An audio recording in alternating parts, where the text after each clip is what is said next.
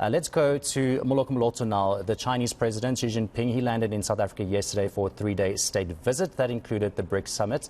A welcome ceremony, of course, expected to take place this morning at the Union Buildings. President Ramaphosa says South Africa is looking to strengthen trade ties with China, and his visit, of course, marks 25 years of diplomatic relations between the two countries. Our reporter Moloko Moloto follows that story and more. So let's just touch base with Moloko and find out what he can tell us. My future depends on what you're going to say. Well, hello, Byron, and welcome to the Union Buildings, the seat of government, where today we're expecting this hive of activity, the state visit by the Chinese President Xi Jinping. But let me speak to the Minister of Electricity, Minister, please don't go. The money maker, we still want to talk to you. But Minister, thank you so much for making time. Just on the talks around China perhaps assisting us to get out of this electricity and energy troubles. Are we making headways there? Yes, we have made significant ground. This is a culmination really of the engagements we've been having with them over the past 2-3 months. I've been to China. The first area of cooperation is around alternative sources of energy that can be provided to public facilities like clinics and hospitals. There's a major contributions the principals will announce. At an administrative level, all of that is concluded. The shipment is on its way. We should be able to cater for 300 to 400 of these facilities as a result of that agreement. And then there has to be working also on the issues around the technology transfer. We are working also on the issues around how best we can cooperate on the financing of the transmission as part of the totality of the conversation with other possible funders on the transmission. Of course, the Minister of Finance is here, is the one who will give the go-ahead on some of the solutions that we are proposing, and then there are issues on the distribution side. So addressing both the generation side, the alternative sources of generation. We've been working with Chinese experts. They've been to some of our power stations. They've made the recommendations on what is possible, in particular reducing the emissions level, because they were sitting with a similar problem. They were able to resolve it. So we're addressing the entire ecosystem. But in terms of them assisting, are they only just bringing the expertise, or we're going to see some form of the real energy being transported from China to here? No. Remember that when I say that the public facilities are going to benefit from alternative sources of energy, it means we are relieving the grid. So that excess capacity then it goes to be distributed to other load centers, and then it also reduces the intensity of load shedding. And then on the generation side, it's helping us to reduce what I refer to as partial load losses, essentially making sure that we ramp up the performance of these units to their installed capacity. Part of the reason why we can't do that is because if we ramp them up, the emissions level go up, and we're in breach of the licensing emissions parameters. So once we improve that, we know what is an area that requires that. They are coming into the space and also working with some of the ESCOM staff, training them on how they've been able to get out of this. This translates into megawatts. Remember, my assignment is to look for megawatts. Whatever conversation I have, what megawatts can you give us? When we're in Namibia, Mozambique, it's about what are the additional megawatts and when will those come on stream, and it should not be at great cost to the South African consumer. And I'm confident about the work that we have done. Really, what you are seeing now is a culmination of that discussion. Yeah, a quick one before I let you go then, Minister Ramaphosa. There's no load shedding today. Is it because we have leaders here? Some people are saying perhaps this is specifically for them. But I've been answering this question. I've answered this question when some people marched and they say on the basis of their march there's no load shedding. It's a science, it's an engineering question. For as long as demand exceeds generation, there will be load shedding. So that's the first part. We have agreed on, if you like, sites that are going to be exempted. Some hospitals, some correctional services, those are exempted.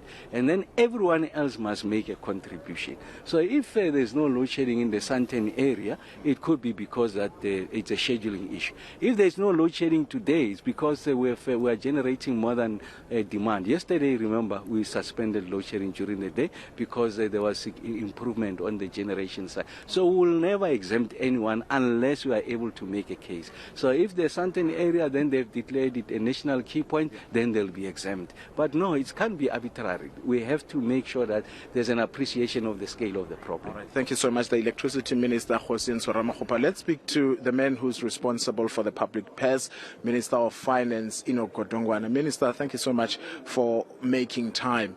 The relations between South Africa since they came into effect on the 1st of January 1998 to date, we understand grew from 1 billion rand then to over 500 billion rand.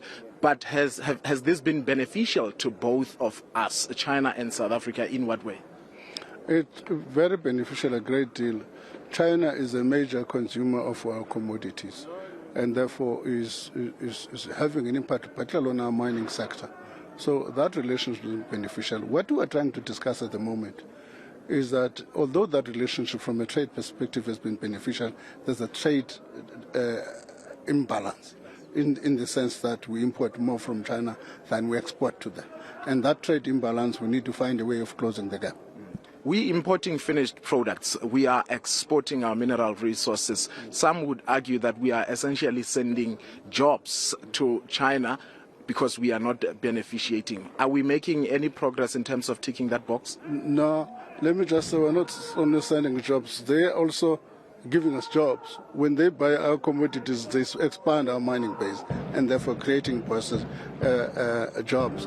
What is necessary is a technological issue. How do we close the technology between ourselves and them in order to be able for us to manufacture the products on our own? It's a project we're looking at in terms of our beneficiation program.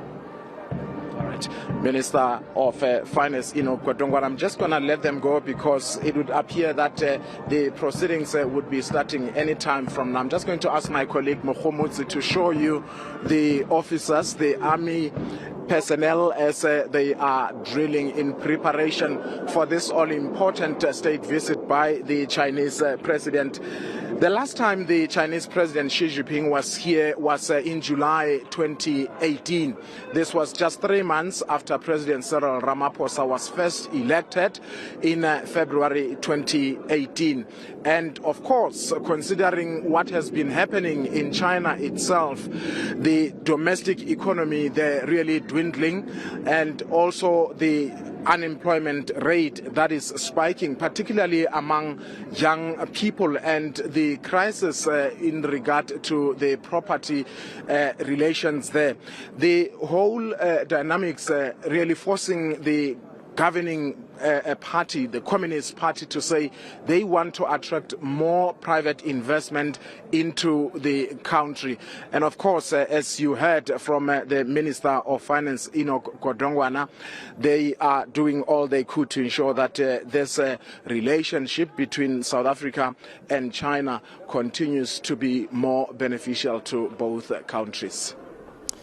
Thank you so much. Our eNCA reporter Moloko Moloto. Of course, as we can see there on our screens, the visuals of various delegates at the Union Building. Of course, for the Chinese President Xi Jinping, it's not just attending BRICS for him this week. It is also a state visit from the Chinese head of state to South Africa. Of course, he will be meeting with our President Cyril Ramaphosa. We'll be giving you all of those live updates. But very important, what Moloko also just spoke about with the Minister of Electricity, Ramagopa, is the fact that the Chinese delegation, they are here and they've been visiting, some of the officials have been visiting some of our power stations, of course, just to analyze and assess what has been going on in the country when it comes to load shedding. And like the minister said, his job is to get more megawatts into the country, and that's exactly what he will be discussing with the Chinese delegation. Another thing that I just want to touch base on again, what my other colleague Ropiwo Madzena was talking about with Dr. Stavros Niklau, of course one of the BRICS Business Council members, is that it is very important for South Africa to use this BRICS platform. Of course, the BRICS Business Forum taking place this morning before the official start of the BRICS Summit at 4 p.m. this afternoon.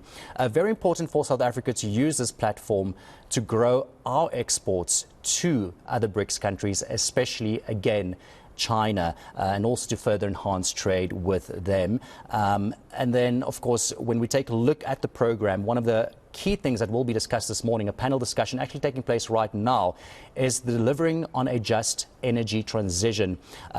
One of the key objectives is partnerships on the production of green components, a special focus on electric vehicles.